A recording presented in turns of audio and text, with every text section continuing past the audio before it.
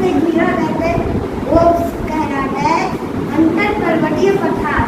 और ये पठार बहुत ज़्यादा ऊंचे होते हैं, जैसे तिब्बत का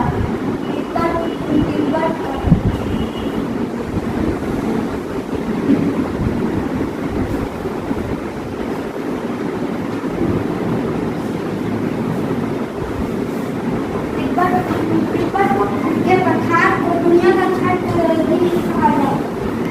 फिर आता है अपना पर्वत आदि पठार।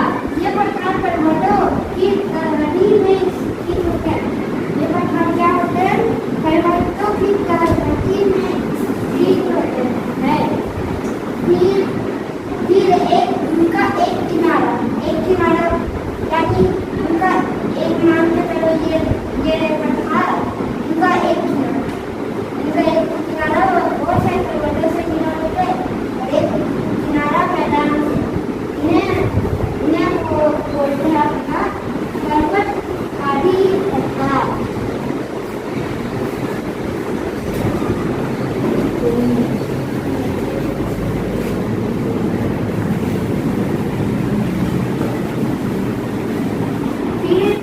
इसके बाद आता है हमारा ज्वालामुखी पठार।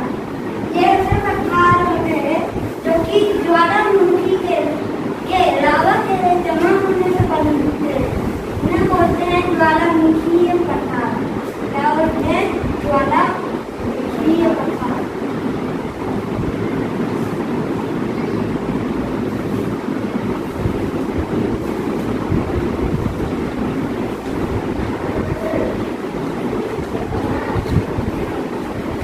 ये होते हैं ज्वालामुखी पठार। अभी आते हैं अपना आखिरी विक्षरित पठार, जो कि नदियों द्वारा काटी गई एक भूमि। नदियों द्वारा काटी गई एक भूमि जो कि आगे जाके पठार बनती है। अभी इन्हें बोलते हैं विक्षरित पठार।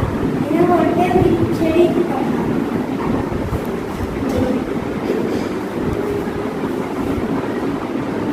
पठार की ऊंचाई जितनी भी हो सकती है दूसरी हो सकती है, उसको हम कह सकते हैं पठार का ऊंचाई। तो पठार में छोटी सी सीढ़ी होती है, उसमें चढ़ने के लिए सीढ़ी छोटी छोटी होती है। लोग उसमें छोटी छोटी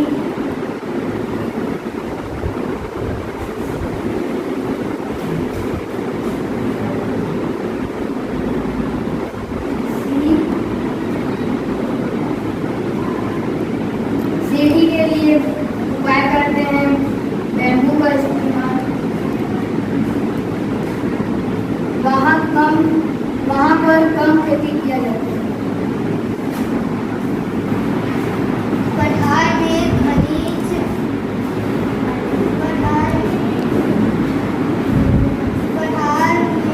खनिज पाए जाते हैं, जैसे लोहा, तांबा, सोना पाए जाते हैं।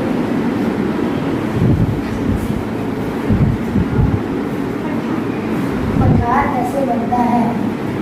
पठार ज्वालामुखी विस्फोट होने के कारण पठार बनता है।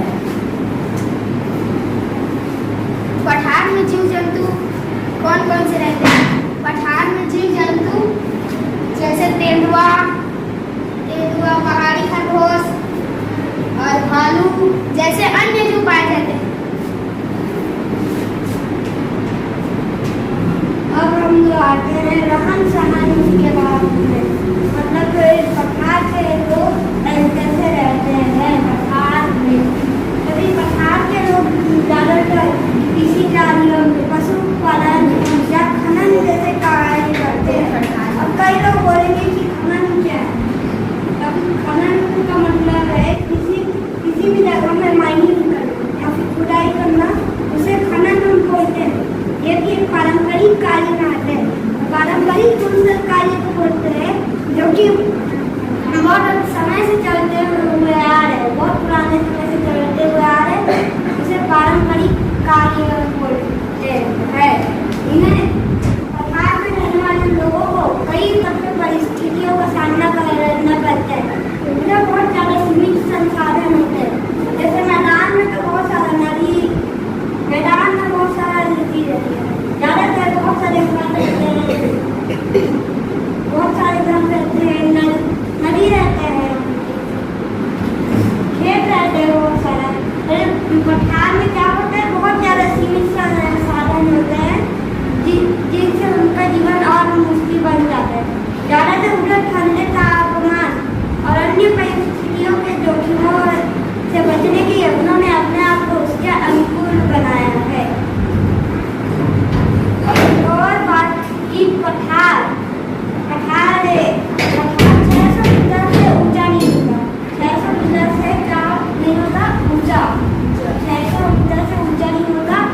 और अगर 600 मीटर से जो ऊंचा होता है उसे हम कहलाते हैं पहाड़। जो 600 मीटर से कम उसे बोलते हैं हम पठार। ज्वालामुखी कैसे विस्फोट होता है? जब जमीन के अंदर से दबाव बढ़ता है उसके कारण ज्वालामुखी विस्फोट होते हैं। यहाँ पे देख सकते हो ज्वालामुखी कैसे विस्फोट होता है।